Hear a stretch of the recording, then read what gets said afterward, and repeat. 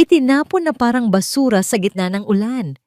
Ang palamuning tulad mo ay walang puwang sa lamesang ito. Sigaw ng malupit na biyenan habang ang asawa ni Vanji ay nakatungo lang.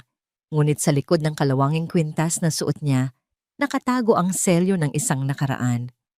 Mula sa putik, isang reyna ang muling babangon para bawiin ang lahat. Sino ang tunay na reyna? At sino ang mapagpanggap? Ano pang hinihintay mo riyan? Lumuhod ka at simutin mo ang bawat butil ng kanin sa sahig.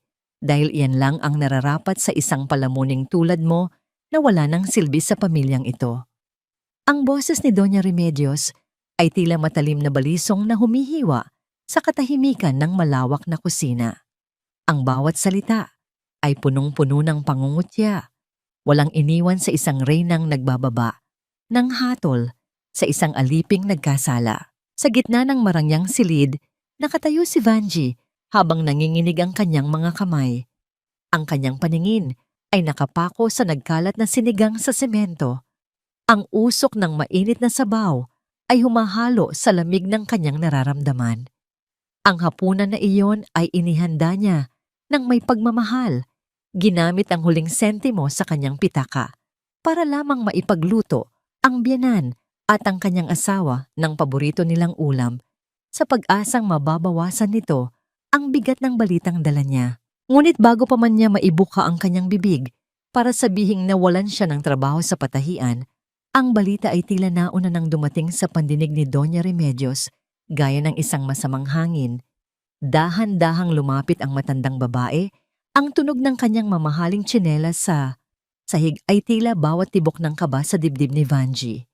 Hinawakan ni Doña Remedios ang baba ng manugang, itinaas ito ng marahas upang pilitin si Vanji na tumingin sa kanyang mga matang puno ng puot. Walang bahid ng awa sa mukha ng matanda. Tanging ang mapangaping ngiti na tila nagdiriwang sa bawat patak ng luha na nagsisimulang mamuo sa mga mata ni Vanji. Sinabi nito na ang isang babaeng walang trabaho ay walang karapatang tumayo ng tuwid sa harap ng mesa. At ang pagtira ni Vanji sa bahay na yon ay isang malaking utang na loob na kailanman ay hindi nito mababayaran. Sa gilid ng hapagkainan, nakaupo si Paulo, ang asawa ni Vanji. Nakatitig lamang ito sa kanyang sariling pinggan. Tila mas interesado sa hibla ng karne kaysa sa paghihirap ng babaeng nangako siyang mamahalin at poprotektahan sa harap ng altar. Ang kanyang pananahimik ay mas masakit pa kaysa sa anumang sampal. Ang bawat segundo ng kanyang hindi pagkibo ay tila 1,000 karayom na tumutusok sa puso ni Vanji. Gusto niyang sumigaw, gusto niyang tanungin ang asawa kung nasaan ang pangako nito. Ngunit ang kanyang lalamunan ay tila barado ng tuyong buhangin. Walang salitang lumalabas, tanging ang hikbi na pilit niyang pinipigil hanggang sa sumakit ang kanyang dibdib. Ang katawan ni Vanji ay tila nawalan ng lakas. Ang kanyang mga tuhod ay unti-unting bumibigay hanggang sa maramdaman niya ang lamig ng semento.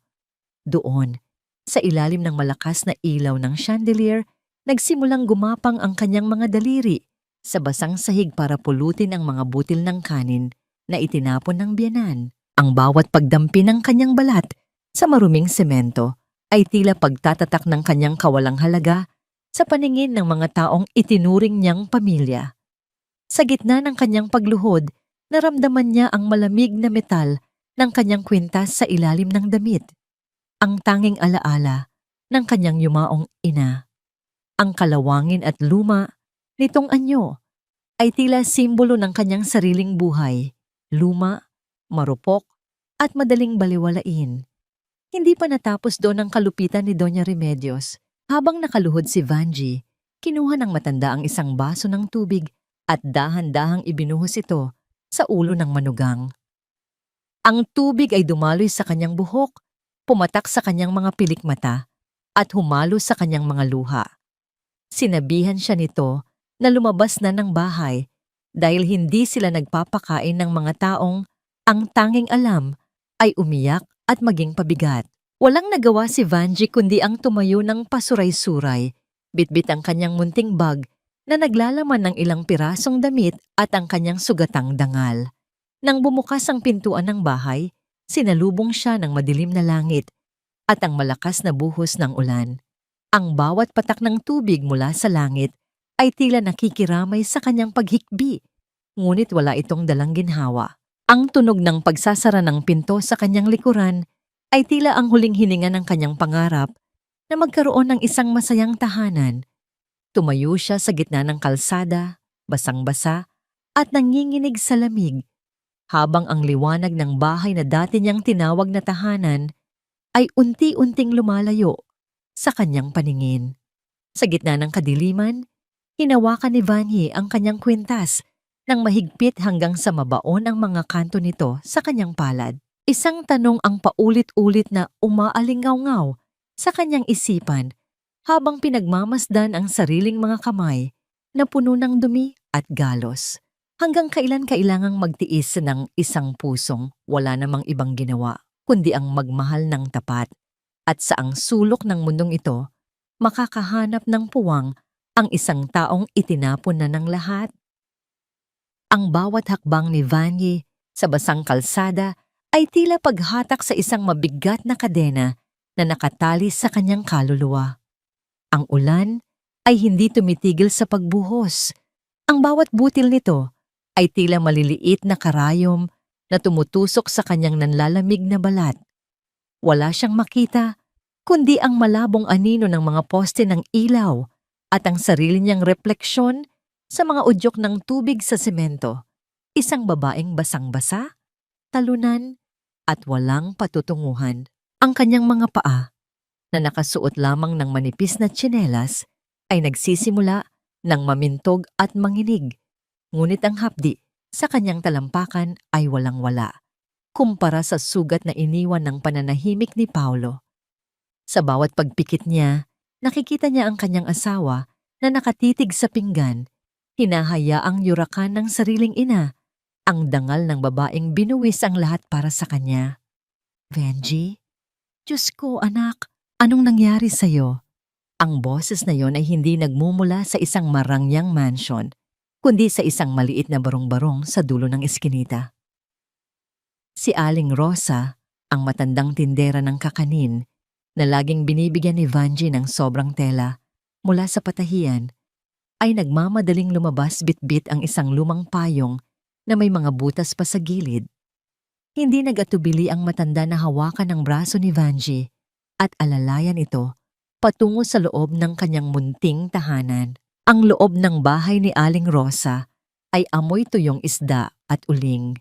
Malayo sa bango ng mahahaling kandila sa bahay ni Doña Remedios, ngunit sa bawat sulok ng munting barong-barong ni Aling Rosa ay nararamdaman ang init ng pagtanggap na matagal nang ipinagkait kay Vanji.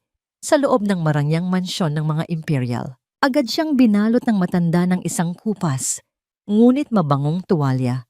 Ang gasgas na tela nito ay tila mas malambot pa sa balat ni Vanji kaysa sa anumang mamahaling seda na ibinigay sa kanya noon ni Doña Remedios. Habang nanginginig ang kanyang mga balikat, dinala siya ni Aling Rosa sa tapat ng isang maliit na kalan kung saan ang baga ng uling ay nagbibigay ng kakaibang liwanag sa madilim na silid. Uminom ka muna nito, Vanya. Pasensya ka na. Sabaw lang ng isda ang maibibigay ko sa'yo. Ang malumanay na sabi ni Aling Rosa habang iniaabot ang isang baso ng mainit na sabaw. Ang singaw nito ay humahaplos sa namumutlang mukha ni Vanji, at sa bawat higop niya, tila unti-unting natutunaw ang yelong bumalot sa kanyang puso mula pa kaninang hapunan. Ang alat ng sabaw ay humahalo sa alat ng kanyang sariling mga luha. Ngunit sa pagkakataong ito, hindi na ito luha ng kahihiyan, kundi luha ng pasasalamat. Napakasakit isipin na ang taong halos wala ring makain ang siyang may pinakamalaking pusong handang magbukas ng pinto para sa kanya. Habang nakaupo sa sahig na yari sa kawayan, naramdaman ni Vanji ang bigat ng kanyang kwintas sa kanyang dibdib. Inilabas niya ito at pinagmasdan sa ilalim ng malamlam na ilaw ng lampara. Ang kalawang nito ay tila mas lalong tumingkad. Ngunit sa gitna ng dumi, may isang bahagi ng bakal na tila kumikinang kapag tinatamaan ng liwanag. Naalala niya ang boses ng kanyang ina, mahina at paos noong huling gabi nito sa mundong ito. Huwag mong iwawala ang kwintas na ito, Vanji. Ito ang magiging susi mo sa katotohanang ninakaw sa atin. Noong mga sandaling iyon, akala ni Vanji ay dala lamang iyon ng lagnat ng kanyang ina. Ngunit ngayon, habang pinagmamasdan ang bawat kurba ng bakal, nagsisimula siyang magduda. Bakit mo tinititigan ng ganyan ang kwintas mo, anak? Ang tanong ni Aling Rosa habang naglalatag ng banig sa sahig. Napansin ni Vanji ang panandaliang paghinto ng matanda nang makita ang disenyo ng kwintas. Ang mga mata ni Aling Rosa ay tila naglalakbay sa isang malayong nakaraan, isang alaala na tila pilit niyang ibinabaon sa limot. Lumapit ang matanda at tinitigan ang munting larawan sa dingding. Isang lumang litrato ng dalawang babaeng nakatayo sa harap ng isang malawak na bukirin, kapwa nakangiti at puno ng pag-asa.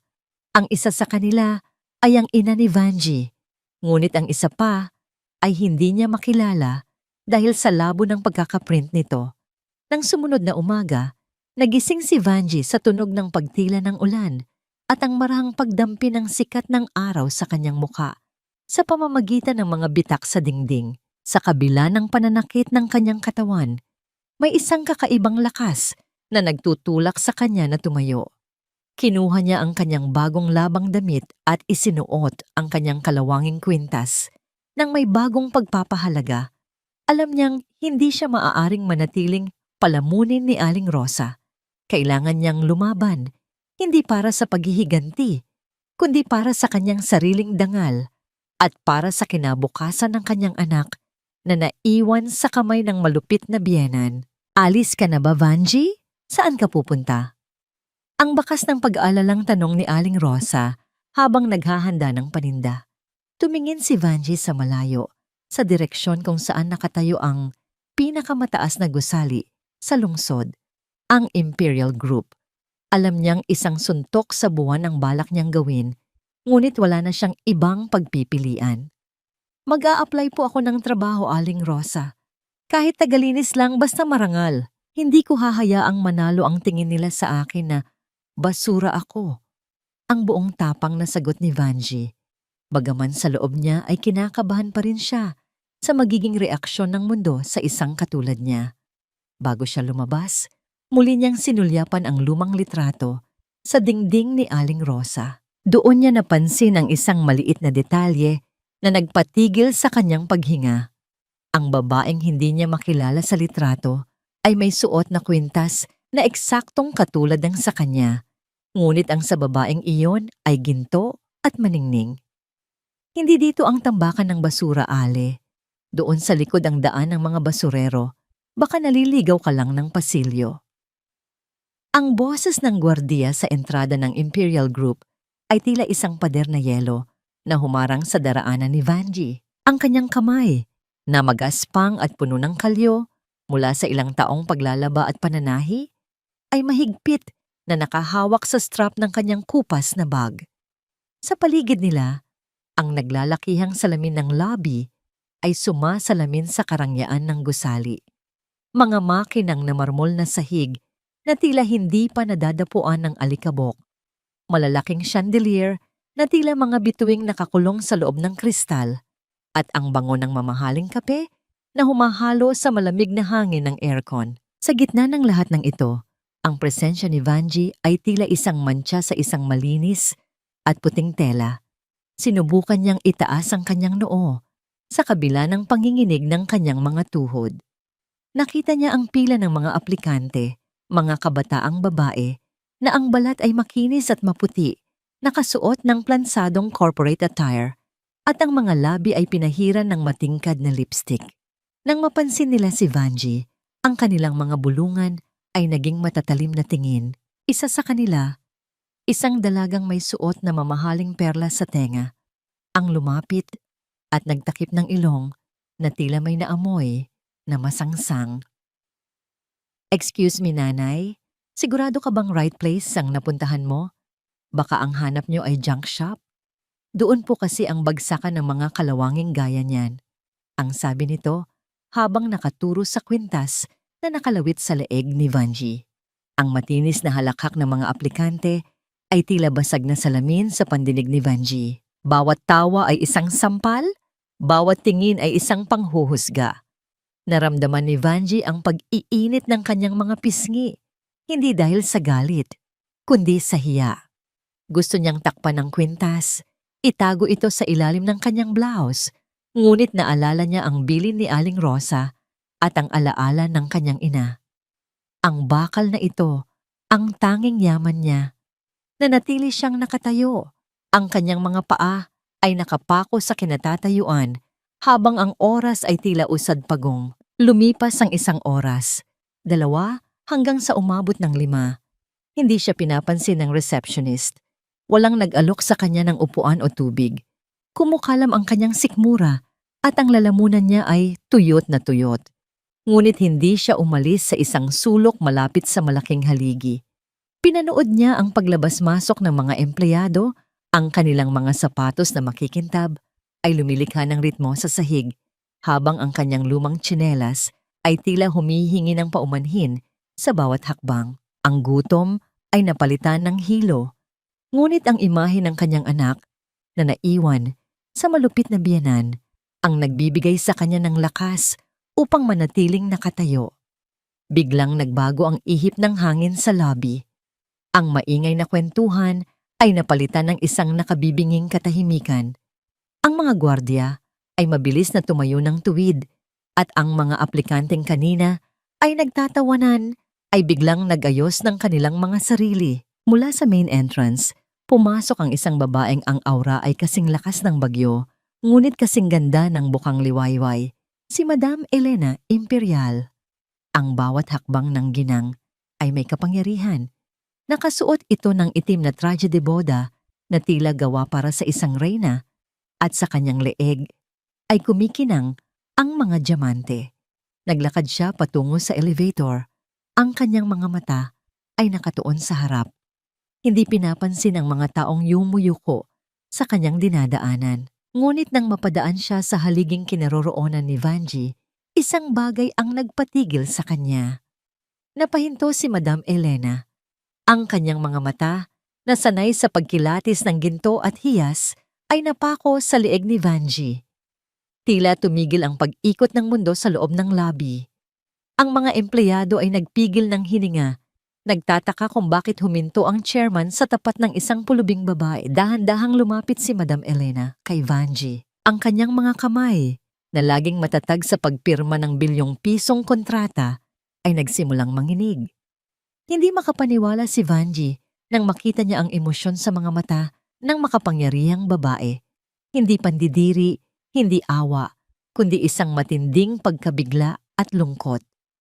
Nanlaki ang mga mata ng lahat nang bumagsak ang mamahaling Hermes, bag ni Madam Elena, sa makintab na sahig. Ang tunog ng pagbagsak nito ay umalingaw-ngaw sa buong silid, ngunit tila hindi alintana ng ginang ang halaga ng gamit. Wala siyang pakialam sa mga matang nakatingin.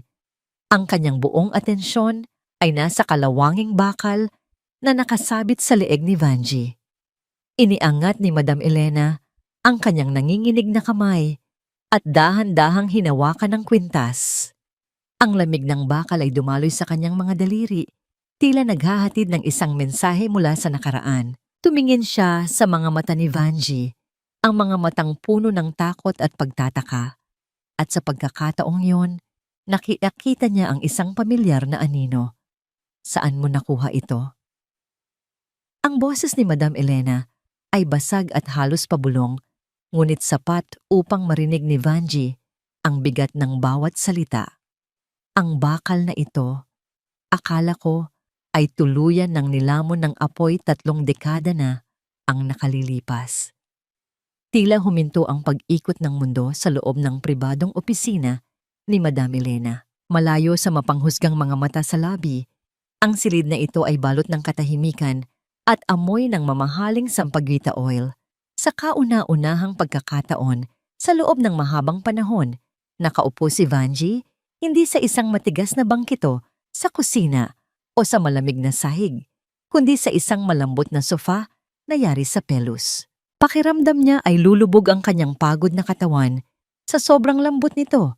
Ngunit nanatili siyang nakaupo sa gilid, takot na madumihan ang malinis na tela ng kanyang basang damit.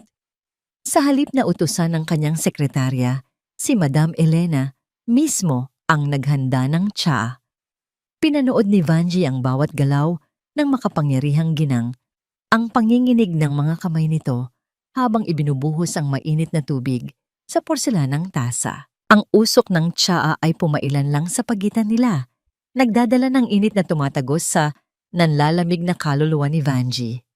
Inilapag ni Madam Elena ang tasa sa harap niya ng may pag-iingat. Tila ba si Vanji ay isang prinsesa at hindi isang aplikanteng kanina lang ay pinagtatawanan ng lahat. Alam mo ba kung ano ang nakasabit sa leeg mo, Iha? Ang tanong ni Madam Elena. Ang kanyang boses ay nanginginig sa emosyon. Hindi niya inaalis ang tingin sa kwintas. Hinawakan ni Vanji ang magaspang na bakal. Pasensya na po kayo, madam. Alam kong mukha itong basura. Sabi ng asawa ko, dapat ko na itong itapon. Pero ito lang po ang iniwan sa akin ng nanay ko. Sabi niya, kahit kailan, huwag ko raw itong huhubarin. Isang luha ang tumakas sa mata ng chairman ng Imperial Group. Umupo ito sa tabi ni Vanji at marahang hinaplos ang kalawanging palawit. Hindi basura iyan. Iyan ang bakal ng pag-asa. 30 taon na ang nakararaan. 2 magkaibigan ang nangako sa isa't isa. Wala kaming pera noon, kaya kumuha kami ng piraso ng bakal mula sa lumang traktora sa bukid at ginawa naming kwintas. Sabi namin, balang araw, ang bakal na ito ay magiging ginto. Ang isa ay nasa akin, at ang kapares niyan ay suot ng babaeng itinuring kong kapatid, si Luningning. Nanlaki ang mga mata ni Vanji nang marinig ang pangalan ng kanyang ina. Tila bumalik sa kanyang alaala ang mga gabing kinakantahan siya nito habang umiiyak. Binabanggit ang isang kaibigang nangako ng pagbabalik. Ang babaeng nasa harap niya ngayon, na balot ng yaman at kapangyarihan, ay ang bahagi ng nakaraan na matagal nang hinahanap ng kanyang ina. Hindi napigilan ni Madam Elena ang sarili. Niyakap niya ng mahigpit si Vanji. Walang pakialam kung madumihan man ang kanyang mamahaling damit o kung bumaho siya sa amoy ng ulan at luma. Ang amoy ng mamahaling pabango ni Madam Elena ay humalo sa amoy ng basa at hirap sa damit ni Vanji. Ngunit sa halip na mandiri, lalo pang hinigpitan ng ginang ang yakap.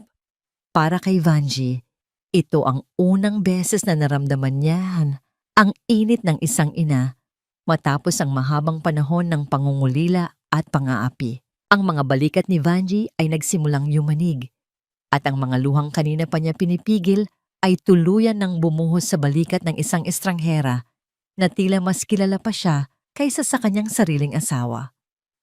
Kumalas si Madam Elena at hinawakan ang mukha ni Vanji. Tinitigan ang bawat anggulo nito na tila naghahanap ng mga bakas ng kanyang kaibigan sa mga mata ng dalaga. Kumuha siya ng isang panyo mula sa kanyang mesa at dahan-dahang pinunasan ang mga luha sa pisngi ni Vanji. Hinanap ko kayo, Hija. Buong akala ko ay wala na kayo. Ang boses ni Madam Elena ay basag, puno ng pagsisisi.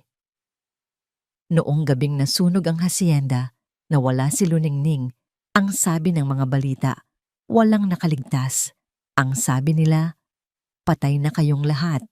Kumunot ang noo ni Vanji.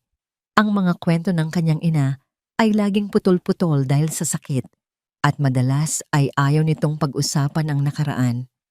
Alam lang niya na sila ay dating may kaya, ngunit nawala ang lahat sa isang iglap. Sino po ang tinutukoy ninyo, madam? Ang sabi ni nanay. May kumuha ng lahat sa amin. May nagtraidor sa kanya. Tumayo si Madam Elena at lumapit sa malaking bintana kung saan tanaw ang buong syudad. Ang kanyang likod ay tuwid, ngunit ang kanyang mga kamao ay nakakuyom sa galit na tila matagal nang kinikimkim.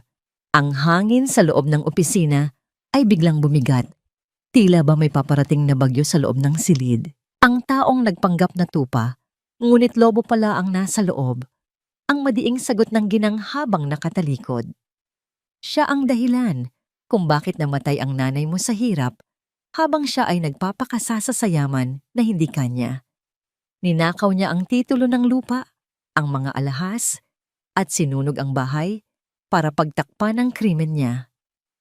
Humarap muli si Madam Elena kay Vanji. Ang mga mata nito ay nag-aapoy sa isang matinding determinasyon.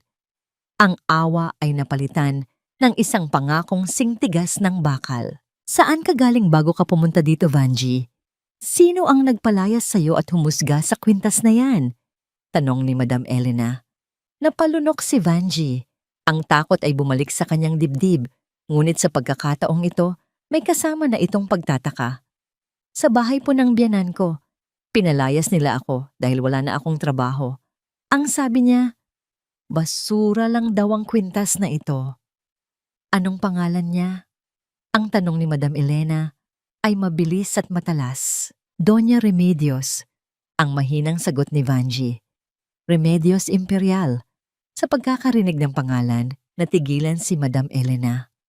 Ang baso ng tubig sa kanyang mesa ay halos matabig ng kanyang kamay dahil sa gulat. Ang katahimikan sa loob ng opisina ay naging nakabibingi. Ang mga mata ng ginang ay nanlaki at unti-unting napalitan ang gulat ng isang nangiting mapanganib. Ang nangiti ng isang mangangaso na sa wakas ay natagpuan na ang kanyang prey. Remedios. Bulong ni Madam Elena, ang bawat pantig ay tila lason sa kanyang dila. Ang katulong na tinuring naming kapatid, kaya pala hindi ko siya mahanap sa mga kulungan. Dahil nagtatago siya sa apelyidong ninakaw niya sa amin. Tila bumigat ang hangin sa loob ng opisina habang nakatanaw si Madam Elena sa malawak na bintana. Ang patak ng ulan sa salamin ay nagsilbing tabing sa kasalukuyan na parang hinihila ang kanilang diwa pabalik sa isang gabi. 30 taon na ang nakararaan. Ang kanyang boses ay naging mahina at paos. Puno ng pait na hindi kayang hugasan ng panahon. Hindi siya ipinanganak na Doña Vanji, si Remedios, si Remy. Panimula ni Madam Elena, ang bawat pagbanggit sa pangalan ay tila tinik sa kanyang lalamunan. Siya ang kanang kamay ng iyong ina. Ang babaeng pinagkatiwalaan namin ng susi ng aming mga silid, ng aming mga ari-arian, at ng aming mga buhay. Tinuring siyang kapatid ni Luningning, kumakain siya sa aming mesa, natutulog sa malambot na kama, at sinusuotan ng mga damit na hindi na namin ginagamit. Ngunit sa likod ng kanyang mga ngiti at pagsisilbi, may tumutubong inggit na kasing itim ng gabing iyon. Napahigpit ang hawak ni Vanji sa kanyang tasa. Ang init ng porselana ay humahaplos sa kanyang palad, ngunit ang lamig na gumagapang sa kanyang likod ay mula sa katotohanang unti-unting nabubuo sa kanyang isipan. Ang babaeng nagpalaya sa kanya, ang babaeng tumatapak sa kanya araw-araw, ay dating katulad niya, 1 taong nangarap at naglingkod. Ngunit sa halip na maging inspirasyon, pinili nitong maging ahas. Nagpatuloy si Madam Elena, ang kanyang mga mata ay nanlalabo sa mga luhang nagbabadya. Isang gabi, habang mahimbing na natutulog ang lahat, nilamon ng apoy ang Hacienda Luningning. Ang akala ng lahat ay aksidente sa kusina. Ngunit, bago pa man dilaan ng apoy ang unang haligi ng bahay, nawawala na ang lahat ng titulo ng lupa, ang mga alahas, at ang malaking halaga ng pera na nakatago sa kaha. Tumakas si Remy dala ang lahat ng iyon, habang ang iyong ina ay halos mamatay sa kakahanap sa kanya sa gitna ng nasusunog na palasyo. Pakiramdam ni Vanji ay sinuntok ang kanyang dibdib. Ang bawat pangaalipusta ni Doña Remedios sa kanya, ang pagtawag sa kanya na patay gutom, walang pinag-aralan, at basura, ay biglang nagkaroon ng ibang kahulugan. Ang marangyang bahay na tinitirhan nila ngayon, ang mga damit na sutla na suot ng biyanan, at ang pagkaing ipinagkakait nito sa kanya Lahat ng iyon ay galing sa dugo at pawis ng kanyang sariling ina. Ang yaman na ipinagmamalaki ng mga imperial ay ninakaw lamang mula sa pamilyang sinira nila. Hindi na malaya ni Vanji na tumutulo na pala ang kanyang mga luha. Ang kanyang mga kamay ay nanginginig sa galit at sakit. Kaya pala ganoon na lang ang galit niya sa akin. Hindi dahil sa mahirap ako, kundi dahil nakikita niya sa mukha ko ang kasalanang ginawa niya. Lumapit si Madam Elena at marahang hinawakan ang kwintas na bakal sa leeg ni Vanji. Ang kanyang mga daliri ay dumaan sa bawat kalawang at gasgas nito. Ang alam ni Remedios, ang kwintas na ito ay basura. Isang pirasong bakal na walang halaga, pero nagkakamali siya. Ang bakal ng pag-asa ay hindi lang basta simbolo. Ito ay isang sisidlan. Kumunot ang noo ni Vanji. Tinitigan niya ang kwintas na suot niya mula pagkabata. Para sa kanya, ito ay simpleng alaala. Ngunit sa mga mata ni Madam Elena, ito ay isang susi. Ang loob nito ay guwang, Vanji. Bulong ni Madam Elena habang itinuturo ang isang halos hindi makitang guhit sa gilid ng palawit. Bago kami maghiwalay ng iyong ina, itinago namin dito ang isang bagay na makakapagpatunay sa lahat. Isang bagay na hindi kayang sunugin ng apoy ni Remedios. Ang litrato niya habang hawak ang mga ninakaw na titulo at isang sulat na naglalaman ng kanyang pag-amin na nakuha ng iyong ina bago mangyari ang trahedya. Ito ang alas na matagal na nating hinahanap. Napahawak si Vanji sa kanyang bibig upang pigilan ang isang hikbi. Sa loob ng 30 taon, suot-suot niya ang katotohanan sa kanyang leeg habang inaalipin siya ng taong sumira sa kanilang buhay. Ang bigat ng kwintas ay tila biglang dumoble, hindi dahil sa bakal, kundi dahil sa responsibilidad na nakapaloob dito. Ang kanyang ina ay hindi namatay na isang talunan. Namatay itong lumalaban at nag-iwan ng sandata para sa kanyang anak. Tumayo si Vanji. Ang kanyang mga tuhod ay hindi na nanginginig. Ang kanyang likod ay tuwid na. Tila ba ang katotohanan ay nagbigay sa kanya ng gulugod na gawa sa bakal. Tumingin siya sa labas ng bintana, sa direksyon kung saan nakatayo ang mansyon ng mga imperial. Ang ulan ay tumila na at ang ulap ay nagsisimulang mahawi. Hinawakan ni Madam Elena ang balikat ni Vanji. Ang kanyang mga mata ay nag-aapoy sa determinasyon. Huwag kang mag-alala. Hija, ang bawat luhang pumatak sa'yo, ang bawat butil ng kanin na pinulot mo sa sahig, at ang bawat gabing natulog ka sa lamig, sisingilin natin silang lahat. Ang lahat ng tinatamasa nila ngayon ay sa'yo. At babawiin natin ito hanggang sa huling sentimo. Sa loob ng mansyon ng mga imperial, na sa katotohanan ay binuo mula sa abo ng ninakaw na yaman, isang piging ang nagaganap. Ang mahabang mesa ay puno ng mga mamahaling pagkain, lechon na may malutong na balat, mga steak na inaangkat pa mula sa ibang bansa, at mga bote ng wine na nagkakahalaga ng libo-libo. Ang amoy ng masaganang hapunan ay umaalingasaw sa buong silid kainan, isang insulto sa kumakalam na sikmura ng mga taong kanilang tinapakan. Si Doña Remedios ay nakaupo sa kabisera.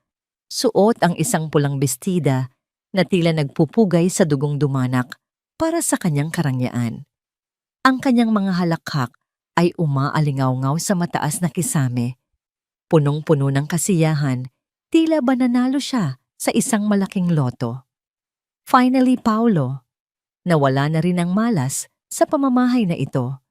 Ang masayang wika ni Remedios habang hinihiwa ang karne sa kanyang plato. Ang tunog ng pilak na kubyertos na tumatama sa porselana ay tila musika sa kanyang pandinig. Biruin mo, ang tagal nating tiniis ang amoy lupang babaeng iyon. Ngayon, makakahinga na tayo ng maluwag. Pwede ka nang humanap ng asawang nababagay sa antas natin, Hijo. Isang babaeng mayaman, maganda, at higit sa lahat, hindi galing sa putikan. Sa gilid ng mesa, nakayuko lamang si Paulo. Ang kanyang muka ay hindi maipinta. Ang pagkain sa kanyang harap ay hindi niya ginagalaw. Ang konsensya ay tila isang mabigat na bato sa kanyang dibdib. Ngunit ang takot sa kanyang ina ay mas matimbang pa rin. Sinubukan niyang ibuka ang kanyang bibig upang ipagtanggol ang asawa. Ngunit ang mga salita ay namamatay bago pa man makalabas sa kanyang lalamunan. Siya ay isang anino lamang sa sarili niyang bahay, isang lalaking walang bayag na nagpapalakad sa tali ng kanyang ina. Biglang tumayo si Doña Remedios at naglakad patungo sa isang antikik na cabinet. Kinuha niya ang isang lumang kahoy na kahon, ang huling lalagyan ng mga alahas na hindi niya naibenta noon dahil sa takot na makilala ito ng mga dating kaibigan ni Luningning. Ngunit ngayon, sa kanyang isipan, patay na ang nakaraan. Binuksan niya ito sa harap ng isang matabang lalaki na kanina pa naghihintay sa sala, isang alahero na kilala sa pagbili ng mga nakaw na gamit. Ito na ang huli, Mr. Chua. Mga luma na yan, galing pa sa lola ko. Ang pagsisinungaling ni Remedios nang walang kukurap-kurap, inilabas niya ang isang pares ng hikaw na ginto at isang singsing na may batong esmeralda, mga paboritong suotin ng ina ni Vanji noong nabubuhay pa ito. Bigyan mo ako ng magandang presyo. Kailangan ko ng bagong set ng alahas para sa charity ball sa susunod na linggo. Napatingin si Paulo sa mga alahas. Kilala niya ang mga iyon. Iyon ang mga gamit na madalas ikwento ni Vanji na nawawala sa kanyang ina. Hindi ba kay Vanji dapat ang mga yan? Sabi niya. Tumahimik ka, Paulo. Ang matinis na sigaw ni Remedios, ang kanyang mga mata ay nanlilisik. Anong karapatan ng hampas lupang yon sa mga ganitong bagay? Patay na ang pamilya niya. Tayo ang buhay. Tayo ang may kailangan ng pera para manatili sa itaas. Huwag kang magpakasanto ngayon. Ang kinakain mo, ang sinusuot mo, lahat yan galing sa diskarte ko. Sa labas ng gate, sa loob ng isang tinted na sasakyan na nakaparada sa dilim, nasasaksihan ni Vanji ang lahat. Ang bintana ng sasakyan ay bahagyang nakababa. Sapat lang para marinig ang tawanan at ang kalansing ng bentahan. Ang kanyang mga kamay ay mahigpit na nakakuyom sa kanyang kandungan. Ang mga kuko ay halos bumaon sa kanyang balat. Ang luha sa kanyang mga mata ay natuyo na, napalitan ng isang malamig na apoy na nagmumula sa kaibuturan ng kanyang pagkatao. Sa tabi niya, hinawakan ni Madam Elena ang kanyang kamay. Ang haplos ng ginang ay mainit at puno ng kasiguraduhan. Hayaan mo sila, Vanji. Hayaan mong magpakasasa sila sa huling sandali ng kanilang huwad na tagumpay. Ang bawat halakhak nila ngayon ay magiging tangis bukas. Tumingin si Vanji sa bintana ng mansyon kung saan nakita niya ang anino ng kanyang anak na si Nene na nakadungaw sa kwarto sa itaas, malungkot at nag-iisa, habang ang lola nito ay nagbebenta ng kanilang pamana sa ibaba. Ang puso ni Vanji ay nadurog, ngunit mabilis itong naghilom at naging kasing tigas ng bakal na suot niya.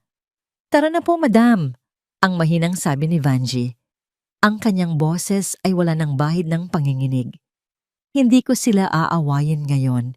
Hindi ako gagawa ng eksena sa labas ng gate na parang asong nagmamakaawa. Babalik ako sa loob ng bahay na yan hindi bilang manugang na pinalayas, kundi bilang may-ari na maniningil. Umugong ang makina ng sasakyan at dahan-dahan silang lumayo sa mansyon. Iniwan nila si Doña Remedios na nagbibilang ng pera at si Paulo na lunod sa alak at pagsisisi, habang ang langit ay muling nagbabadya ng isang malakas na bagyo, ang bagyo ng pagbabalik ni Maria Evangelina. Sa loob ng malawak na penthouse ni Madam Elena, ang sikat ng umagang araw ay tumatagos sa mamahaling kurtina na lumilikha ng mainit na yakap sa silid na kinalalagyan ni Vanji. Sa unang pagkakataon, matapos ang maraming taon, nagising siya, hindi sa sigaw ng kanyang biyenan o sa tunog ng mga kalderong kailangan niyang hugasan.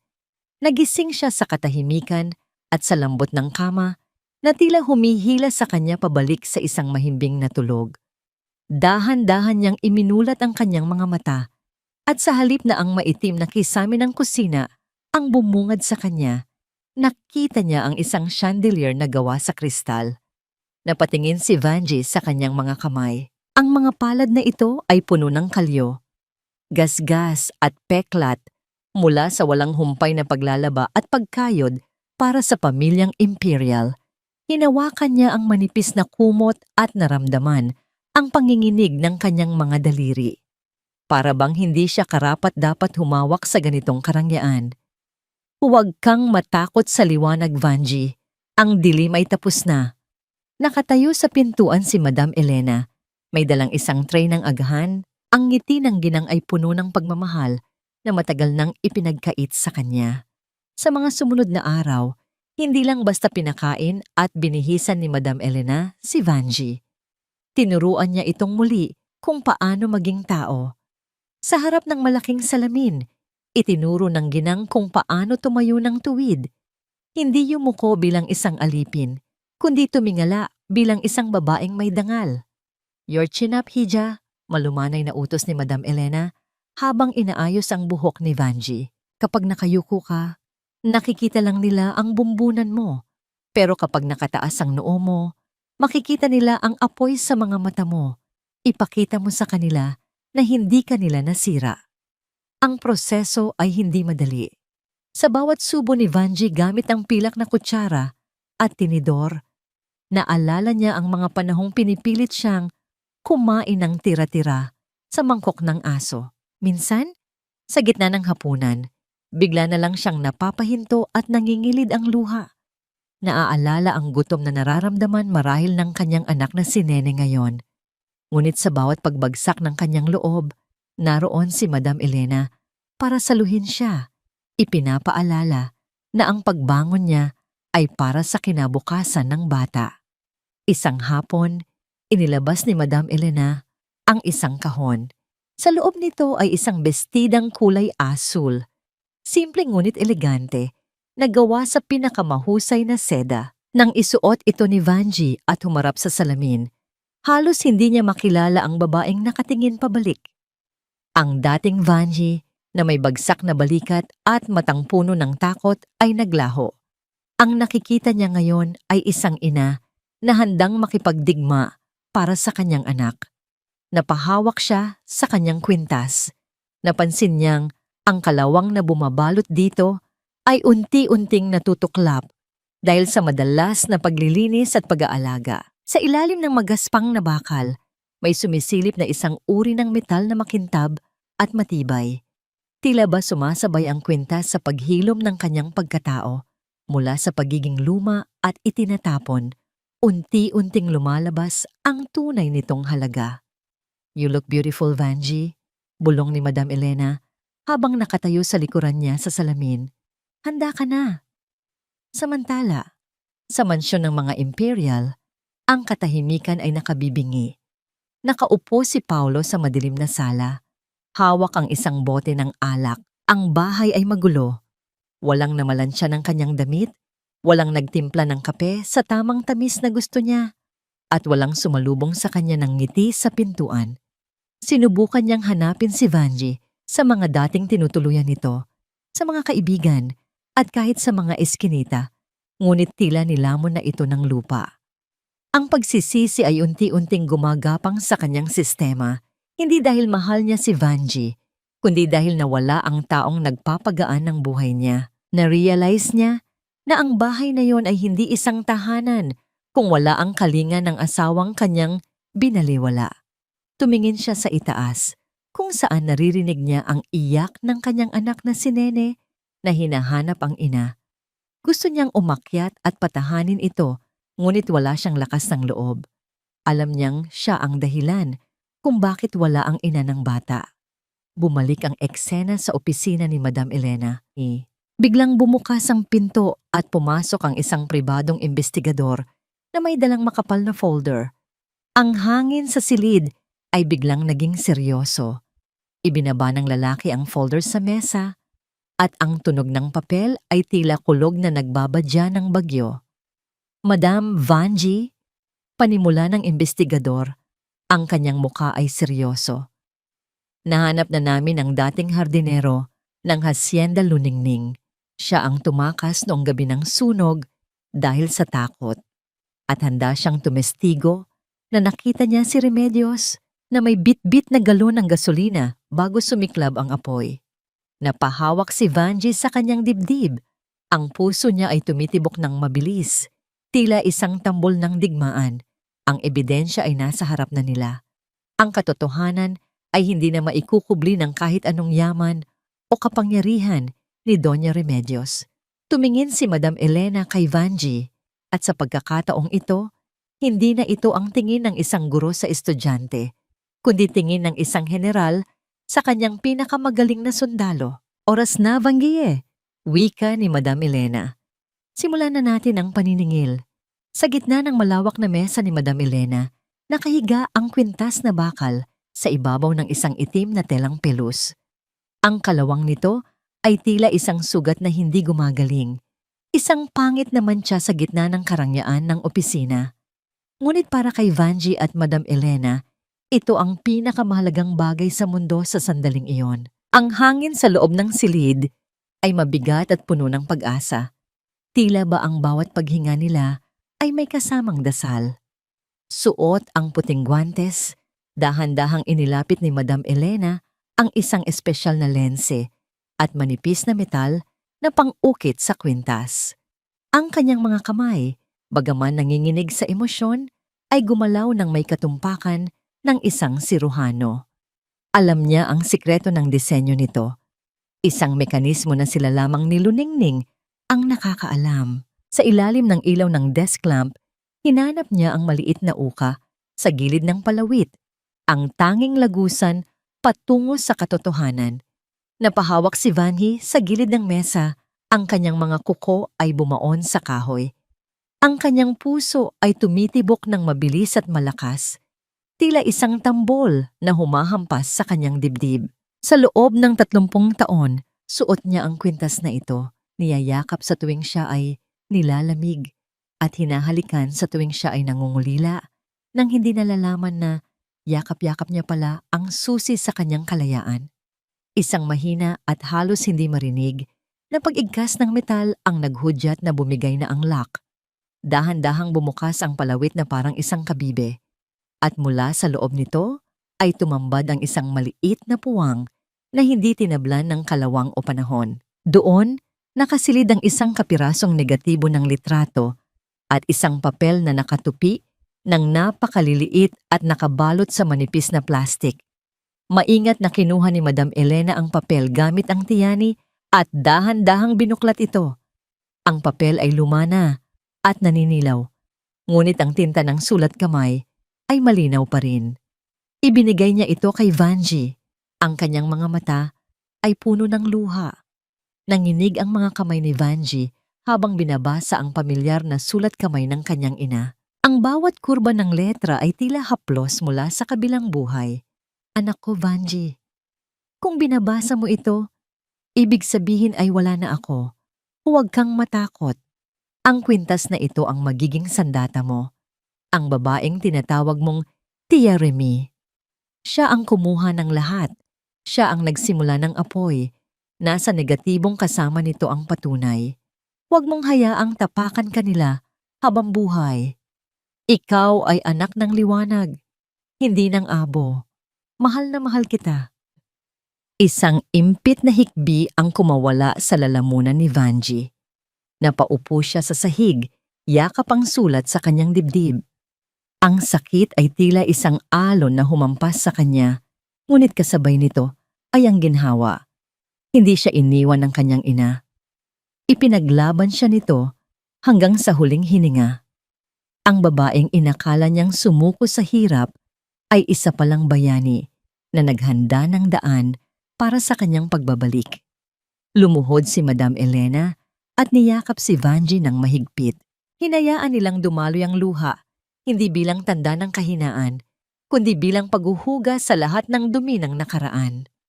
Nang tumahan na si Vanji, tumayo siya. Ang kanyang mga mata ay hindi na mapungay. Ito ay matalas na at puno ng determinasyon. Ipapadevelop natin ang negatibo ngayon din. mariing sabi ni Madam Elena. At sa darating na charity ball ng mga Imperial, kung saan balak ni Remedios na magpasikat gamit ang nakaw na yaman. Doon natin ito ilalabas. Gagawin nating entablado ng kanyang pagbagsak ang sarili niyang piyesta. Kinabukasan, sa lobby ng Imperial Group Building, iba na ang Vanji na naglalakad. Suot ang isang eleganteng navy blue na suit at sapatos na may mataas na takong. Siya ay tila isang reyna na naglalakad sa sarili niyang palasyo. Ang mga empleyado na dati ay nandidiri sa kanya ay yumuyuko na ngayon bilang paggalang, bagaman hindi nila siya namumukhaan. Sa gilid ng glass door, isang lalaking gusgusin at may mahabang balbas ang nakikipagtalo sa gwardiya, si Paulo. Mukhang ilang araw na itong hindi naliligo at amoy alak. Ipinagtabuyan siya ng mga security guard, ngunit nagpupumilit siyang pumasok para makausap daw ang management tungkol sa kanyang asawa. Nang lumingon si Paulo, natigilan siya. Nakikita niya ang isang babaeng papalabas na papaligiran ng mga bodyguard. Ang tindig nito, ang hugis ng muka ay pamilyar. Ngunit ang aura nito ay malayo sa Vanji na kilala niya. Ang Vanji na laging nakayuko at amoy kusina. Ang babaeng ito ay amoy mamahaling bulaklak at nagliliwanag sa ganda. Vanji, ang mahinang tawag ni Paulo, puno ng pagdududa. Nagpatuloy sa paglalakad si Vanji. Narinig niya ang boses na yon. Ang boses na dati ay nagpapakilig sa kanya. Ngunit ngayon ay wala ng epekto, kundi awa. Alam niyang nakikita siya nito. Vanji, ikaw ba yan? Mas malakas na sigaw ni Paulo, akmang lalapit ngunit hinarang ng mga gwardya. Huminto si Vanji. Dahan-dahan siyang lumingon. Tinanggal niya ang kanyang sunglasses at tinitigan si Paulo sa mga mata. Walang galit, walang pagmamahal. Tila ba nakatingin siya sa isang estranghero o sa isang pader. Ang tingin na yon ay mas masakit pa kaysa sa anumang sampal. Tumalikod muli si Vanji at sumakay sa naghihintay na itim na sasakyan. Iniwan niya si Paulo na nakatulala, nakadapa sa semento, habang ang sasakyan ay humarurot palayo. Tangay ang babaeng minsan ay naging mundo niya, ngunit hinayaan niyang mawala. Ang bawat pag-ikot ng gulong ng sasakyan sa magaspang na kalsada patungo sa mansyon ng mga Imperial ay tila pagbilang ng mga huling sandali ng paghahari ni Doña Remedios. Hindi na nararamdaman ni Vanji ang panlalamig ng kanyang mga palad. Sa halip, isang kalmado at matatag na init ang nananalaytay sa kanyang mga ugat. Sa loob ng sasakyan, habang nakasuot ng isang simpleng asul na bestida na kasing kulay ng langit matapos ang bagyo, pinagmamasdan niya ang pamilyar na gate na dati ay tila rehas ng kanyang kulungan. Ngunit ngayon, sa bawat segundong lumilipas, ang gate na yon ay tila naging maliit at walang saysay sa kanyang mga mata. Nang huminto ang convoy ng mga itim na sasakyan sa tapat ng bahay, ang katahimikan sa paligid ay naging nakabibingi. Ang mga kapitbahay na dati ay pabulong na nag-uusap tungkol sa kaawa-awang manugang ng mga Imperial ay nakasilip ngayon sa kanilang mga bintana. Ang tunog ng pagbukas ng pinto ng sasakyan ay sinundan ng marahang pagtapak ni Vanji sa semento. Ang kanyang tindig ay tuwid, ang kanyang noo ay nakataas, at ang kwintas na bakal sa kanyang leeg ay kumikinang sa ilalim ng papalubog na araw. Tila isang anting-anting na nagbibigay sa kanya ng hindi matitinag na kapangyarihan. Bumukas ang pinto ng mansyon at lumabas si Doña Remedios. Suot ang kanyang mamahaling duster, ngunit ang muka ay puno ng pait at pagkagulat. Sa likuran nito ay si Paulo, na tila lalong tumanda at naging gusgusin sa loob ng ilang araw na wala si Vanji. Ang amoy ng alak ay tila humahalo sa hangin mula sa kinaroroonan ng asawa, isang amoy ng pagkabulok at kawalan ng pag-asa. Anong karapatan mong bumalik dito, Maria Evangelina? Ang matinis na boses ni Doña Remedios ay bumasag sa hangin, bagaman bakas ang panginginig sa kanyang tono. Nagbihis tao ka lang, akala mo ay kung sino ka na. Ang basahan, Kahit labhan mo ng ginto, ay basahan pa rin sa paningin ko. Hindi kumurap si Vanji. Tinitigan niya ang biyenan ng diretso sa mata, ang uri ng tingin na nagpapaliit sa kahit na anong kayabangan. Hindi ako naparito para sa inyo, Remedios.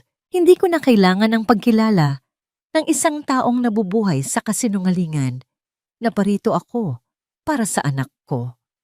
Sa sandaling iyon, isang maliit na boses ang narinig mula sa loob ng bahay. Nanay, lumabas si Nene, ang kanyang anak. Ang hitsura ng bata ay nagpadurog sa puso ni Vanji. Magulo ang buhok, may mantsa ang damit, at ang mga mata ay namumula sa pag-iyak. Nang makita ng bata ang kanyang ina, ang mabilis nitong pagtakbo ay tila isang palasong tumusok sa kaibuturan ng pagkatao ni Vanji. Mabilis na lumuhod si Vanji sa semento upang salubungin ang yakap ng anak. Ang init ng katawan ni Nene at ang mahigpit na pagkapit nito sa kanyang leeg ay nagpabuhos sa mga luhang matagal nang kinikimkim ni Vanji. Nandito na si nanay, anak. Hinding-hindi ka na mag-iisa. Bulong ni Vanji habang hinahalikan ang buhok ng bata. Ramdam niya ang panginginig ng maliit na katawan ni Nene. Ang bawat hikbi ng bata ay tila paniningil sa bawat gabing hinayaan niyang magdusa ito sa kamay ng malupit na lola. Bitawan mo ang apo ko, sigaw ni Remedios. Akmang lalapit upang hablutin ang bata, ngunit mabilis na humarang ang dalawang bodyguard na kasama ni Vanji. Ang presensya ng mga lalaking ito ay tila isang pader na hindi kayang tibagin ng matanda. Vanji, please! Ang garalgal na boses ni Paolo ay sumingit sa tensyon. Lumapit siya ng pasuray-suray. Ang mga mata ay puno ng pagsisisi na tila huli na para sa lahat. Bumalik ka na. Patawarin mo kami. Hindi ko na kaya. Ang gulo ng buhay ko nang wala ka. Magbabago ako. Pangako. Papaalisin ko si Mama. Basta manatili ka lang sa tabi ko. Tumingin si Vanji kay Paolo. Wala siyang nakitang galit.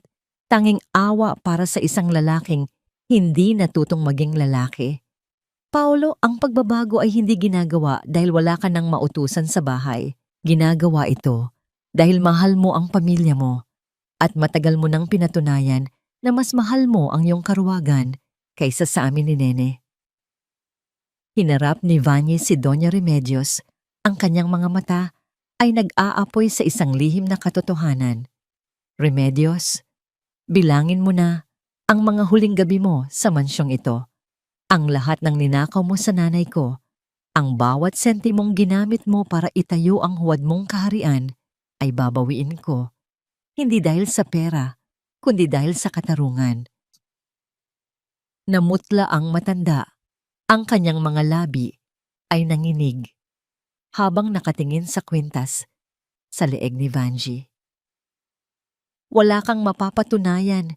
Isang baliw na babae lang ang nanay mo. Ang bakal na ito ang magpapatunay kung sino ang tunay na baliw at sino ang tunay na magnanakaw. Ang huling hirit ni Vanji bago inakay ang anak, pasakay sa sasakyan, ngunit bago pa man maisara ang pinto, isang hiyawang kumawala sa mga labi ni Doña Remedios, isang hiyaw na puno ng desperasyon at huling alas. Sige, kunin mo ang bata. Pero bago ka umalis, itanong mo muna sa sarili mo, bakit hindi ka kailanman hinanap ng tatay mo? Dahil alam niya, Maria Evangelina, alam niya na hindi ka talaga sa kanya. Ang tunog ng pagsara ng pinto ng sasakyan ay tila isang tuldok sa eksenang iyon. Ngunit ang mga salitang iniwan ni Remedios ay tila isang lason na nagsisimulang gumapang sa isipan ni Vanji habang papalayo sila sa mansyon. Ang tagumpay ng pagkukuha sa kanyang anak ay biglang nabalutan ng isang bagong ulap ng pagdududa.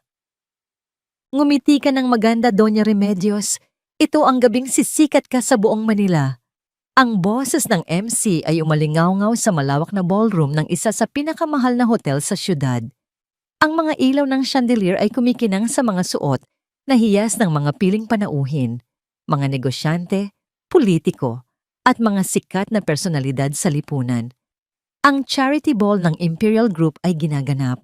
isang kaganapan na taon-taon ay pinagpipiestahan ng media. Ngunit sa gabing ito, may kakaibang tensyon na nakalutang sa hangin, tila isang bagyo na naghihintay ng tamang oras para bumagsak. Nakaupo sa gitna ng VIP table si Doña Remedios. Suot ang isang mamahaling puting gown na puno ng burda. Ang kanyang leeg ay pinalamutian ng diamante at ang kanyang mga kamay ay puno ng gintong singsing, mga alahas na ninakaw sa ina ni Vanji. Sa kanyang tabi ay si Paulo, na pilit na inayos ang kanyang sarili para makadalo sa okasyon, bagaman ang kanyang mga mata ay nanatiling malungkot at puno ng pagsisisi. Ngumiti si Remedios sa mga kumukuha ng litrato. Tila ba siya ang pinakamahalagang tao sa buong silid, walang ideya sa naghihintay sa kanya. At ngayon, para sa ating espesyal na pagkilala, ang Golden Heart Award para sa pinakamataas na donasyon sa ating foundation. Patuloy ng MC, ipinaabot po ang aming pasasalamat sa ating pinakamatalik na kaibigan at benefactor, si Doña Remedios Imperial. Pumalakpak ang lahat at tumayo si Remedios. Ang kanyang dibdib ay umalsa sa pagmamalaki. Naglakad siya patungo sa entablado, ang bawat hakbang ay tila nagdiriwang ng kanyang huwad na tagumpay. Kinamayan niya ang MC at kinuha ang mikropono, handa nang magbigay ng isang mapagpaimbabaw na pasasalamat. Ngunit bago pa man niya simulan ang kanyang talumpati, biglang dumilim ang buong ballroom. Naputol ang musika at ang mga ilaw ng chandelier ay namatay. Naiwan ang lahat sa dilim at pagtataka. Isang bulungan ang kumalat sa buong silid. Ang mga panauhin ay nagtataka kung ano ang nangyayari. Pagkatapos ng ilang segundo, isang spotlight ang tumama sa gitna ng entablado, ngunit hindi kay Remedios. Tumama ito sa isang malaking screen sa likod ng entablado. Sa screen, lumabas ang isang itim at puting litrato. Isang babaeng may pamilyar na mukha, nakangiti, at may bitbit na isang galon ng gasolina. Nakatayo sa harap ng isang nagliliyab na bahay. Sa ibaba ng litrato ay may nakasulat na petsa, Marso 15, 1976, Hacienda Luningning. Isang impit na hiyaw ang kumawala sa bibig ni Doña Remedios. Ang litrato ay kinuha mula sa negatibo na nakatago sa kwintas na bakal. Ito ang kanyang nakaraan, ang kanyang pinakamadilim na sikreto, na ngayon ay lantad na sa lahat. Nanlaki ang kanyang mga mata sa takot. Tila ba nakakita siya ng multo? Hindi totoo yan. Sigaw ni Doña Remedios. Ang kanyang boses ay naging garalgal at puno ng pagkataranta. Huwag kayong maniwala, editing lang yan. Ngunit huli na ang lahat. Sa ilalim ng spotlight, dahan-dahang lumabas mula sa likod ng screen si Vanji. Suot ang isang itim na gown na kasing elegante ng gabi. Ang kanyang kwintas na bakal ay kumikinang na ngayon bilang ginto, isang simbolo ng kanyang tagumpay. Sa kanyang tabi ay si Madam Elena. Ang kanyang mukha ay matatag at puno ng katarungan. Kinuha ni Vanji ang mikropono mula sa nanginginig na kamay ng MC. Ang kanyang boses ay malinaw at matatag, puno ng kapangyarihan. Ang litratong nakikita ninyo ay totoo. Ito ang ebidensya ng krimen na ginawa 30 taon na ang nakararaan. Ang babaeng nasa litrato? Siya ang nagnakaw ng lahat mula sa aking ina. Sinunog ang aming tahanan at hinayaan kaming mamatay sa hirap. Ang babaeng iyan ay walang iba kundi si Doña Remedios Imperial. Isang bulungan ang kumalat sa buong ballroom. Ang mga panauhin ay nagulat. Ang kanilang mga mata ay nakapako kay Doña Remedios na ngayoy namumutla at nanginginig. Si Paulo ay nakatayo sa kanyang table. Ang kanyang bibig ay nakanganga sa gulat. Hindi totoo yan, sinungaling ka, o sigaw ni Remedios. Ngunit ang kanyang boses ay mahina na at nawawalan ng lakas. Akmang susugurin niya si Vanji, ngunit mabilis siyang hinarang ng mga bodyguard. Ang lahat ng yaman na tinatamasa niya ngayon, ang buong Imperial Group, ang kanyang mga ari-arian, ay itinayo mula sa ninakaw na pera at dugo ng aking ina. Patuloy ni Vanji, ang Golden Heart Award na hawak niya ay dapat ibigay sa aking ina, si Luningning, na biktima ng kanyang walang awa na pagtataksil. Sa biglang pagdami ng ilaw sa entablado, lumabas ang hardinero na nakita ni Madam Elena. Malakas at malinaw nitong isinalaysay ang lahat ng kanyang nakita. Ang kanyang salaysay ay pinagtibay ng mga dokumentong inilabas ni Madam Elena, ang mga orihinal na titulo ng lupa at ang sulat kamay na pag-amin ni Remedios na nakatago sa kwintas ni Vanji. Sa harap ng lahat, walang nagawa si Doña Remedios kundi ang umiyak. Ang kanyang mga luha ay umaagos sa kanyang makinis na make-up, nag-iiwan ng mga itim na bakas sa kanyang mukha. Ang kanyang mapagpaimbabaw na maskara ay tuluyan ng nabasag at ang tunay niyang pagkatao ay lantad na sa lahat. Tila bumagsak ang kanyang buong mundo. Si Paulo, na kanina ay nakaupo sa table, ay tumakbo patungo sa kanyang ina. Hinawakan niya ang braso nito. Ang kanyang mukha ay puno ng sakit at pagkalito. Ma, ano ito?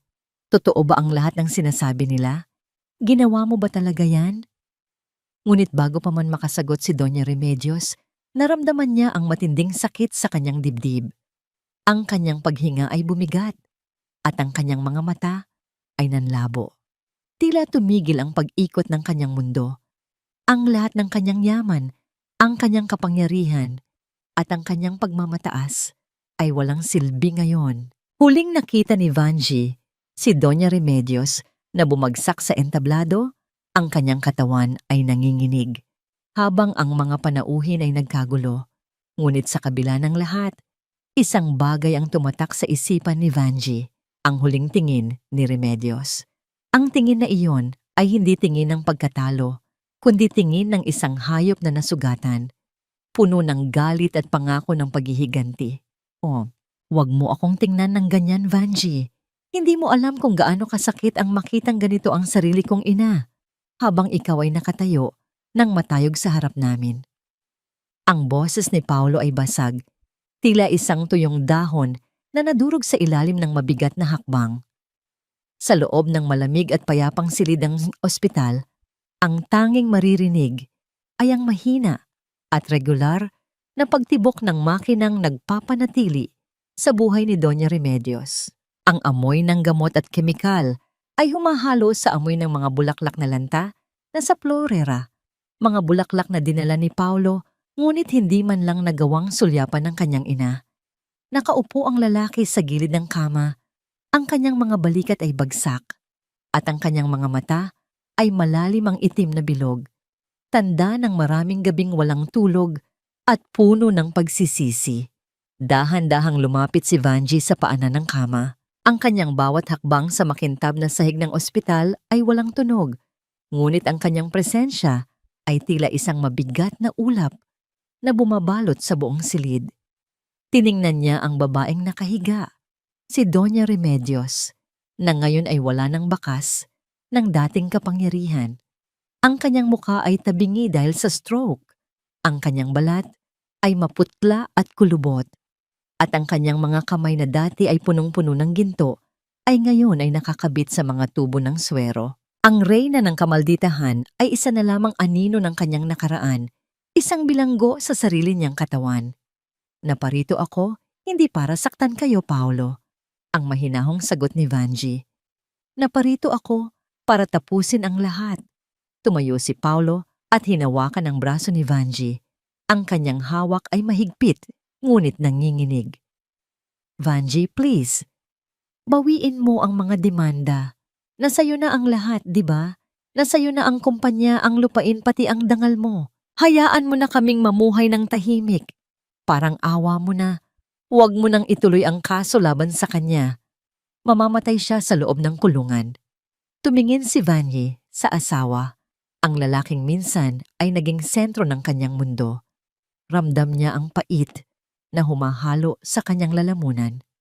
Ang katarungan ay hindi paghihiganti, Paulo. Ang katarungan ay ang pagpapahintulot sa katotohanan na magkaroon ng sariling boses. Sa loob ng 30 taon, Pinatahimik ng nanay mo ang boses ng nanay ko. Ngayong araw, ang batas na ang magsasalita para sa amin. Inalis ni Vanji ang kamay ni Paulo sa kanyang braso. Hindi ito marahas, ngunit may pinalidad na tila pagputol sa isang luma at kalawanging tali. Kinuha niya ang isang folder mula sa kanyang bag at inilapag ito sa maliit na lamesa sa tabi ng kama ni Remedios.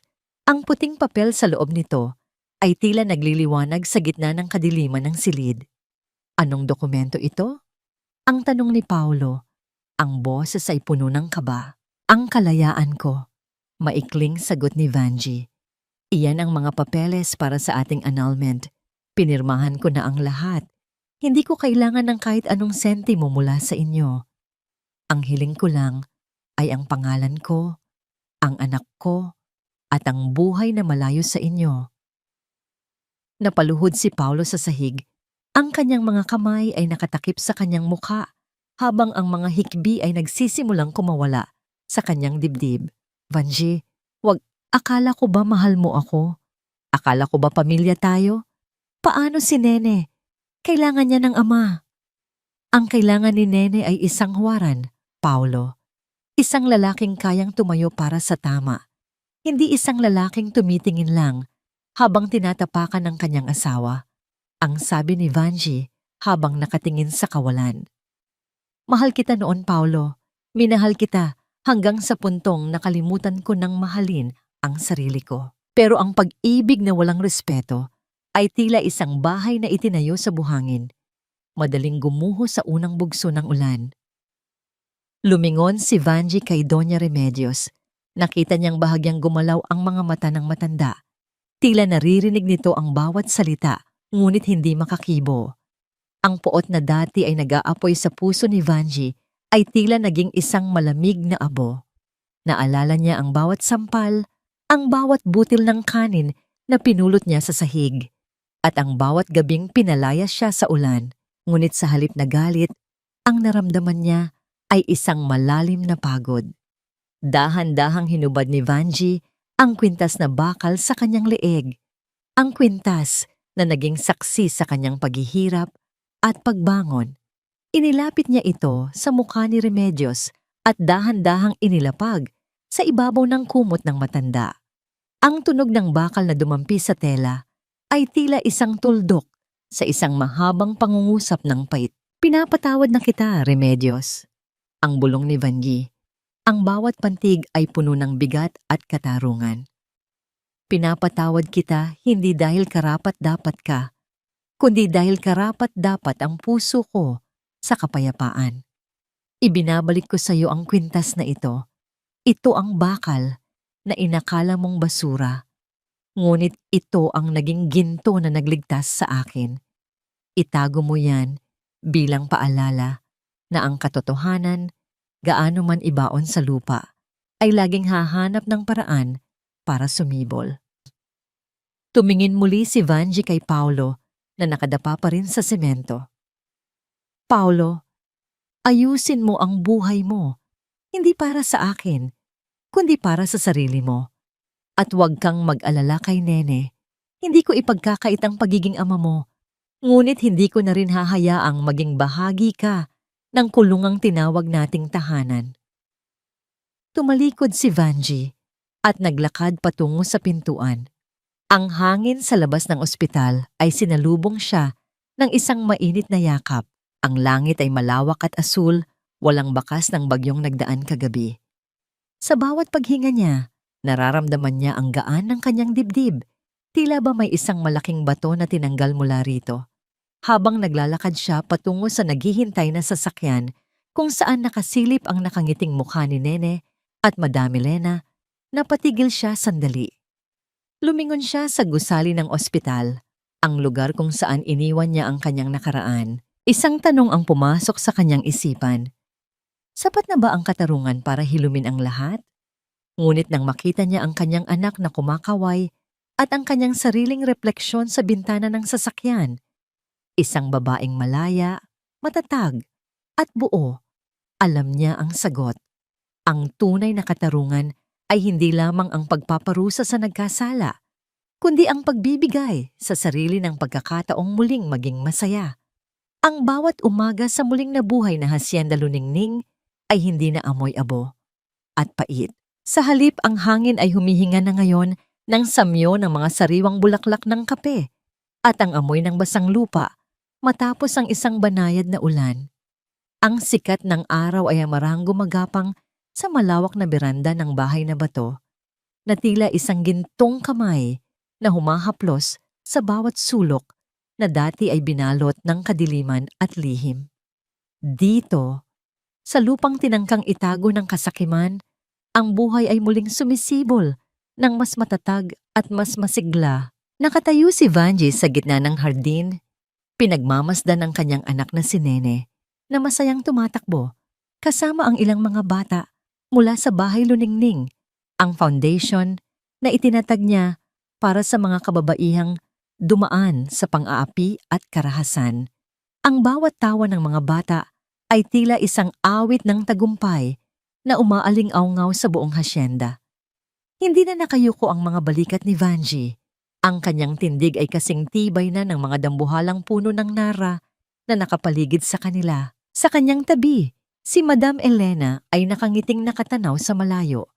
Ang kanyang puso ay payapa na dahil sa wakas ay natupad na ang pangako niya sa kanyang matalik na kaibigan. Sa loob ng isang espesyal na silid sa gitna ng foundation, nakasabit sa isang dingding ang isang maliit na frame na yari sa salamin. Sa loob nito, nakalagay ang kalawanging kwintas na bakal. Hindi na ito itinatago. Ipinapakita ito sa lahat bilang isang paalala. Isang paalala na ang isang bagay na inakalang basura at walang halaga ay maaaring maglaman ng pinakamalaking katotohanan. Ang kwintas na yon ang naging tulay mula sa putikan patungo sa liwanag, mula sa pagiging alipin patungo sa pagiging isang reyna ng sariling kapalaran. Kumusta na nga ba ang mga taong naging bahagi ng kanyang madilim na kahapon? Si Doña Remedios ay nananatiling bilanggo sa isang puting silid ng isang pasilidad. Ang kanyang katawan ay hindi na makagalaw at ang kanyang dila ay hindi na makabigkas ng kahit isang masakit na salita. Ang kanyang tanging libangan ay ang pagtitig sa kisame, kung saan ang mga anino ng kanyang nakaraan ay paulit-ulit na bumabalik upang maningil. Ang kanyang yaman ay naglaho at ang kanyang pangalan ay naging isang babala sa halip na isang karangalan.